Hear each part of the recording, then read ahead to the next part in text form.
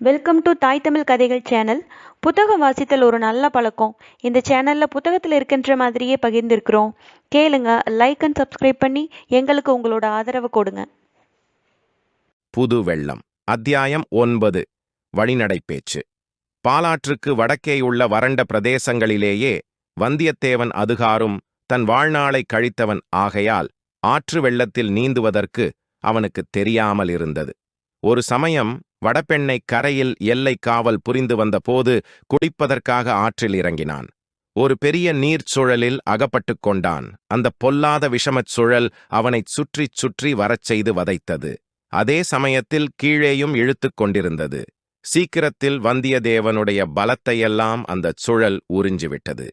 இனி பிழைக்க முடியாது, சுழலில் மூழ்கிச் சாக வேண்டியதுதான் என்று வந்தியத்தேவன் நிராசை அடைந்த சமயத்தில் தெய்வாதீனமாக நதிச்சுழலிலிருந்து வாவிப்பட்டான். வெள்ளம் அவனை அடித்துக் கொண்டு போய் கரையில் ஒதுக்கி காப்பாற்றியது. அன்றிரவு வந்தியத்தேவன் மீண்டும் சென்று படுத்தபோது அவனுக்கு நதியின் சுழலில் அகப்பட்டு திண்டாடியது போன்ற அதே உணர்ச்சி ஏற்பட்டது. ஒரு பெரிய இராஜாங்க சதிச் சுழலில் தன்னுடைய விருப்பமில்லாமலே விழுந்து அகப்பட்டு கொண்டதாகத் தோன்றியது. அந்த நதிச் சூழலிலிருந்து தப்பியது போல் இந்த சதிச் சூழலிலிருந்தும் தப்ப முடியுமா? கடவுள் தன்னை மறுமுறையும் காப்பாற்றுவாரா? அன்று அவன் கடம்பூர் மாளிகையில் நடந்த நள்ளிரவு கூட்டத்திலிருந்து அறிந்து கொண்ட விஷயங்கள் அவனை திக்குமுக்காட செய்துவிட்டன. சோழ மகா சாம்ராஜ்யத்துக்கு வெளிப்பகைவர்களால் ஏற்பட்டிருந்த தொல்லைகள் நீங்கிச் சில வருஷங்கள்தான் ஆகியிருந்தன. இளவரசர் ஆதித்த கரிகாலர் மகாவீரர், போர்க்கலையில் நிபுணர், ராஜதந்திரத்தில் சாணக்கியர். தம்முடைய அறிவாற்றல்களையும் சோழ நாட்டு படைகளின் போர் திறனையும் பூரணமாக பயன்படுத்தி இரட்டை மண்டலத்து கிருஷ்ண மன்னனின் ஆதிக்கத்தை தொண்டை மண்டலத்திலிருந்து அடியோடு தொலைத்தார். வெளிப்பகை ஒருவாறு ஒழிந்தது. இந்த நிலைமையில் உட்கலகமும் சதியும் தலைதூக்க ஆரம்பித்திருக்கின்றன. வெளிப்பகையைக் காட்டிலும் அபாயகரமான இந்த உட்பகையின் விளைவு என்ன ஆகும்? சோழ நாட்டின் புகழ்பெற்ற வீரர்களும் அமைச்சர்களும் தலைவர்களும் அதிகாரிகளும் அல்லவா இந்த பயங்கரமான முயற்சியில் ஈடுபட்டிருக்கிறார்கள். பழுவேட்டரையரும் அவருடைய சகோதரரும் எப்பேற்பட்டவர்கள்? அவர்களுடைய சக்தி என்ன, செல்வாக்கு என்ன? இங்கே இன்று கூடியிருந்த மற்றவர்கள்தான் எவ்வளவு பேரும் புகழும் செல்வாக்கும் பராக்கிரமமும் வாய்ந்தவர்கள். இத்தகைய கூட்டம் இதுதான் முதற் கூட்டமாயிருக்குமா? பழுவேட்டரையர் மூடுபல்லக்கில் மதுராந்தகரை வைத்து இவ்விதம் இன்னும் எத்தனை இடங்களுக்கு கொண்டு போயிருக்கிறாரோ? அடாடா, முதிய வயதில் ஓர் இளம் பெண்ணை மணந்து கொண்டது. இவருக்கு இந்த சதிகார முயற்சிக்கு எவ்வளவு சாதகமாக போய்விட்டது. சோழ சிம்மாசனத்துக்கு உரியவர் இளவரசர் ஆதித்த கரிகாலர்தான் என்பது பற்றி இன்று வரை வந்தியத்தேவனுடைய மனதில் எவ்வித சந்தேகமும் உதிக்கவில்லை. போட்டி ஒன்று ஏற்படக்கூடும் என்று அவன் கனவிலும் கருதவில்லை. கண்டராதித்தனுடைய புதல்வர் மதுராந்தகரைப் பற்றி அவன் கேள்விப்பட்டதுண்டு. தந்தையைப் போலவே புதல்வரும் சிவபக்திச் செல்வர் என்று அறிந்ததுண்டு. ஆனால் அவர் ராஜ்யத்துக்கு உரிமையுள்ளவர் என்றோ அதற்காக போட்டியிடக்கூடியவர் என்றோ கேள்விப்பட்டதில்லை. அந்த எண்ணமே அவனுடைய மனத்தில் அதுவரையில் தோன்றியதில்லை. ஆனால் நியாயங்கள் எப்படி? பட்டத்துக்கு உரியவர் உண்மையிலே யார்? ஆதித்த கரிகாலரா, மதுராந்தகரா? யோசிக்க இருதரப்பிலும் நியாயம் இருப்பதாகவே தோன்றியது. போட்டி என்று உண்மையில் ஏற்பட்டால் இவர்களில் யார் வெற்றி பெறுவார்கள்? தன்னுடைய கடமை என்ன? ஆஹா, என்னென்னவோ மனக்கோட்டை கட்டிக்கொண்டு காஞ்சியிலிருந்து இந்த யாத்திரை கிளம்பினோமே. பட்டத்து இளவரசர் ஆதித்த கரிகாலருக்கு உகந்தபடி நடந்து கொண்டு சோழ பேரரசில் பெரிய பதவிகளை அடையலாம் என்று ஆசைப்பட்டோமே. காலாகாலத்தில் வானர் குலத்தின் பூர்வீக ராஜ்யத்தை கூட திரும்பப் பெறலாம் என்று நினைத்தோமே. இதற்கெல்லாம் சாதனமாக எந்த புளியங்கொம்பை பிடித்தோமோ அதுவே முறிந்துவிடும் போலிருக்கிறதே.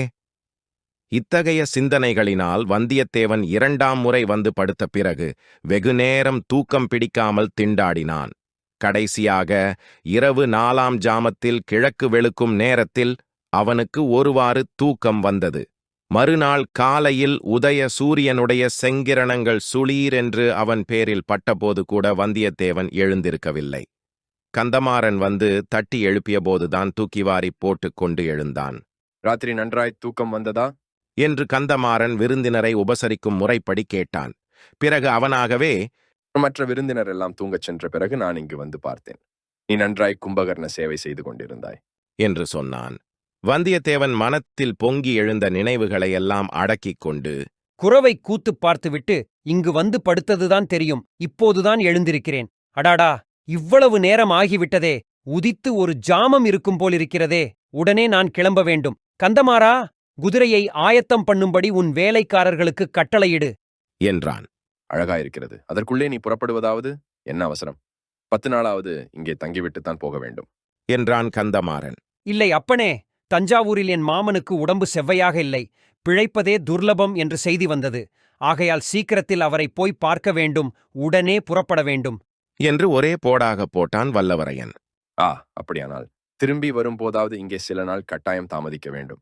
அதற்கென்ன, அப்போது பார்த்துக் கொள்ளலாம். இப்போது நான் புறப்படுவதற்கு விடை கொடு. அவ்வளவு அவசரப்படாதே.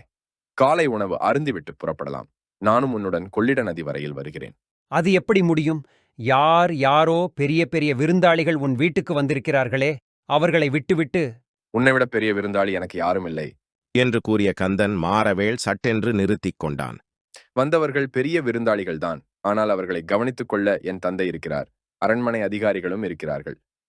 உன்னோடு நேற்று ராத்திரி கூட நான் அதிக நேரம் பேசவில்லை.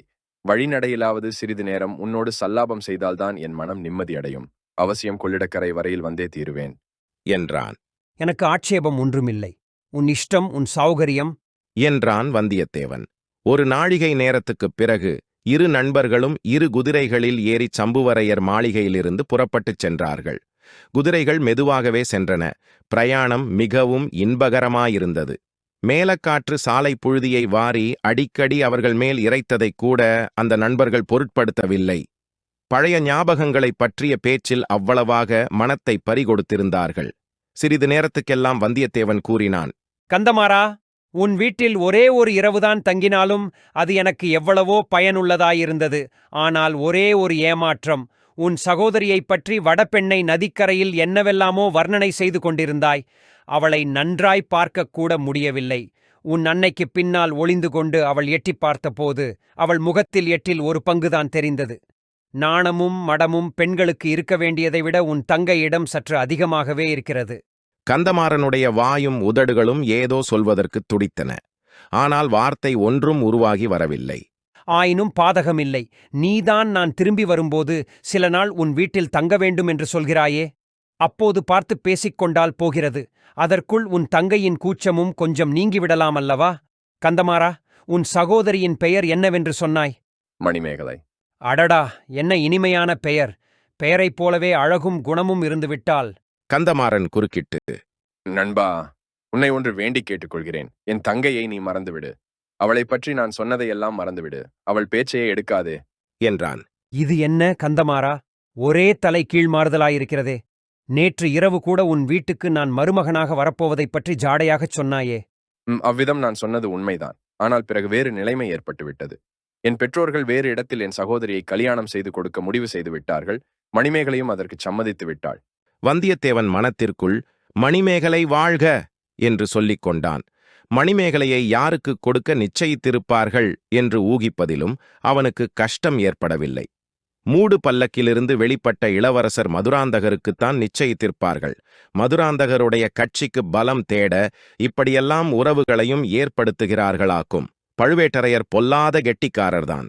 ஆஹா, நேற்று ராத்திரி வந்திருந்த பணக்கார விருந்தாளிகளில் ஒருவரை மாப்பிள்ளையாக்க திட்டம் செய்தீர்களாக்கும். கந்தமாறா, இதில் எனக்கு வியப்பும் இல்லை, ஏமாற்றமும் இல்லை. ஒரு மாதிரி நான் எதிர்பார்த்ததுதான். எதிர்பார்த்தையா? அது எப்படி? என்னைப்போல் ஏழை அனாதைக்கு யார் பெண்ணை கொடுப்பார்கள்? ஊரும் வீடும் இல்லாதவனை எந்த பெண் மணந்து கொள்ள இணங்குவாள்? எப்போதோ என் குலத்தைச் சேர்ந்த முன்னோர்கள் அரசு செலுத்தினார்கள் என்றால் அது இப்போது என்னத்துக்கு ஆகும்? நண்பா, போதும் நிறுத்து. என்னை பற்றியும் என் குடும்பத்தை பற்றியும் அவ்வளவு கேவலப்படுத்தாதே. நீ சொல்வது ஒன்றும் காரணமில்லை. வேறு மிக முக்கியமான காரணம் இருக்கிறது.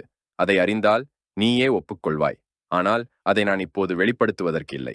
சமயம் வரும்போது நீயே தெரிந்து கொள்வாய். கந்தமாறா, இது என்ன ஒரே மர்மமாகவே இன்றைக்கு நீ பேசிக் கொண்டு வருகிறாயே? அதற்காக என்னை மன்னித்துவிடு. உன்னிடம் கூட நான் மனம் விட்டு பேச முடியாதபடி அப்படி ஒரு பெரிய காரியம்தான். எது எப்படியானாலும் நம்முடைய சிநேகத்துக்கு எவ்வித பங்கமும் வராது என்பதை நம்பு. விஷயம் வெளியாக வேண்டிய சமயம் வரும்போது ஓட்டமாக ஓடி வந்து உன்னிடம்தான் முதலில் சொல்வேன். அதுவரையில் என்னிடம் நம்பிக்கை வச்சிரு. உன்னை நான் ஒரு நாளும் கைவிட மாட்டேன். என்னை நம்பு. இந்த வாக்குறுதிக்காக ரொம்ப வந்தனம். ஆனால் என்னை கைவிடும்படியான நிலைமை என்ன என்பதுதான் தெரியவில்லை. அப்படி நான் இன்னொருவரை நம்பி பிழைக்கிறவனும் அல்ல. கந்தமாறா, என்னுடைய உடைவாளையும் கைவேலையுமே நான் நம்பியிருப்பவன். அந்த உடைவாளையும் வேலையும் உபயோகிக்க வேண்டிய சந்தர்ப்பம் சீக்கிரத்தில் வரலாம். அப்போது நாம் இருவரும் ஒரே கட்சியில் நின்று தோளோடு தோள் சேர்ந்து போரிடுவோம். அதனால் உன்னுடைய நோக்கமும் கைகூடும். இது என்ன? ஏதாவது யுத்தம் சீக்கிரம் வரும் என்று எதிர்பார்க்கிறாயா? அல்லது ஈழ நாட்டில் நடக்கும் யுத்தத்துக்குப் போகும் உத்தேசம் உனக்கு உண்டா? ஈழத்துக்கா? ஈழத்தில் நடக்கும் அழகான யுத்தத்தை பற்றி கேட்டால் நீ ஆச்சரியப்பட்டு போவாய். ஈழத்தில் உள்ள நம் வீரர்களுக்காக சோழ நாட்டிலிருந்து அரிசியும் மற்ற உணவுப் பொருள்களும் போக வேண்டுமாம். வெட்கக்கேடு. நான் சொல்லுவது வேறு விஷயம். கொஞ்சம் பொறுமையாயிரு. சமயம் வரும்போது சொல்லுகிறேன். தயவு செய்து இப்போது என் வாயை பிடுங்காதே. சரி, சரி, உனக்கு விருப்பமில்லை என்றால் ஒன்றும் சொல்ல வேண்டாம். வாயை கூட திறக்க வேண்டாம். அதோ கொள்ளிடமும் தெரிகிறது என்றான் வந்தியத்தேவன். உண்மையில் சற்று தூரத்தில் கொள்ளிடப் பெருநதியின் வெள்ளம் தெரிந்தது. சில நிமிஷ நேரத்தில் நண்பர்கள் நதிக்கரையை அடைந்தார்கள். ஆடி புதுப்பிரவாகம் அந்த மாநதியில் கரை புரண்டு சென்றது.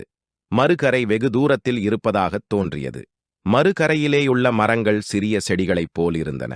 செக்கச் சிவந்த பெருநீர் வெள்ளம் சுழிகளும் சுழல்களுமாக வட்ட வடிவக் கோலங்கள் போட்டுக்கொண்டு கொம்மாளம் அடித்துக்கொண்டு கரையை உடைக்கப் பிரயத்தனம் செய்து கொண்டு ஹோ என்று இரைந்து கொண்டு கீழ்க்கடலை நோக்கி அடித்து மோதிக்கொண்டு விரைந்து சென்ற காட்சியை வந்தியத்தேவன் பார்த்து பிரமித்து நின்றான். தோணித்துறையில் ஓடம் ஒன்று நின்றது. ஓடந்தள்ளுவோர் இருவர் கையில் நீண்ட கோல்களுடன் ஆயத்தமாயிருந்தார்கள். படகில் ஒரு மனிதர் ஏற்கனவே ஏறியிருந்தார். அவரை பார்த்தால் பெரிய சிவபக்த சிகாமணி என்று தோன்றியது. கரையில் வந்து கொண்டிருந்தவர்களை பார்த்து, சாமி, படகில் வரப்போகிறீர்களா என்று படகோட்டிகளில் ஒருவன் கேட்டான். ஆம், இவர் வரப்போகிறார். கொஞ்சம் படகை நிறுத்து என்றான் கந்தமாறன். இரு நண்பர்களும் குதிரை மீதிருந்து கீழே குதித்தார்கள். யோசனை இல்லாமல் வந்துவிட்டேனே. இந்த குதிரையை என்ன செய்வது? படகில் ஏற்ற முடியுமா? என்று வந்தியத்தேவன் கேட்டான். தேவையில்லை. நம்மை தொடர்ந்து இதோ 2 ஆட்கள் வந்திருக்கிறார்கள். ஒருவன் உன் குதிரையை இங்கிருந்து கடம்பூருக்கு இட்டு வருவான். இன்னொருவன் உன்னுடன் படகில் ஏறி வந்து அக்கரையில் உனக்கு வேறு குதிரை சம்பாதித்துக் கொடுப்பான் என்றான் கந்தமாறன். ஆஹா, எவ்வளவு முன் யோசனை! நீ அல்லவா உண்மை நண்பன் என்றான் வந்தியத்தேவன். பாலாற்றையும் பெண்ணையாற்றையும் போலத்தான் கொள்ளிடத்தை பற்றி நீ நினைத்திருப்பாய். இதில் குதிரையை கொண்டு போக முடியாது என்று நீ எண்ணியிருக்க மாட்டாய். ஆமாம், அவ்விதம் உங்கள் சோழ நாட்டு நதியைப் பற்றி அலட்சியமாய் நினைத்ததற்காக மன்னித்துவிடு. அப்பப்பா, இது என்ன ஆறு? இது என்ன வெள்ளம்? சமுத்திரம் போல வல்லவா பொங்கி வருகிறது? இரு நண்பர்களும் ஒருவரையொருவர் தழுவிக்கொண்டு விடை பெற்றுக் கொண்டார்கள். வந்தியத்தேவன் நதிக்கரையோரமாகச் சென்று படகில் ஏறினான். கந்தமாறனுடன் வந்த ஆட்களில் ஒருவனும் ஏறிக்கொண்டான். படகு புறப்படுவதற்கு சித்தமாயிருந்தது. ஓடக்காரர்கள் கோல் போட ஆரம்பித்தார்கள்.